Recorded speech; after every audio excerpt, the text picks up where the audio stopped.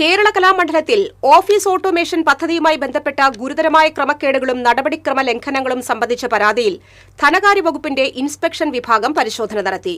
Joint secretary, deputy secretary, under secretary എന്നിവരുടെ നേതൃത്വത്തിലുള്ള 6 അംഗ സംഘമാണ് പരിശോധന നടത്തിയത്. 2018-19 കാലഘട്ടത്തിലെ എക്സിക്യൂട്ടീവ് ബോർഡിന്റെ തീരുമാനത്തെ തുടർന്ന് അന്നത്തെ വൈസ് ചാൻസലറായിരുന്ന ഊരാളുങ്കൽ ലേബർ കോൺട്രാക്ട് കോഓപ്പറേറ്റീവ് സൊസൈറ്റിയുടെ IT വിഭാഗത്തെയാണ് പദ്ധതി നടപ്പാക്കാൻ ചുമതലപ്പെടുത്തിയത്. കലാമണ്ഡലത്തിലെ ഹാർഡ്വെയർ, നെറ്റ്വർക്കിംഗ്, സോഫ്റ്റ്വെയർ എന്നിവയ്ക്കായി 5,45 ലക്ഷം രൂപ അനുവദിക്കുകയും ഇതിൽ 5,23 ലക്ഷം രൂപ ചിലവഴിക്കുകയും പേപ്പർലെസ് ഓഫീസ് എന്ന പദ്ധതിയുടെ ലക്ഷ്യം കൈവരിച്ചിട്ടില്ലെന്നുമാണ് രേഖകൾ സൂചിപ്പിക്കുന്നത്.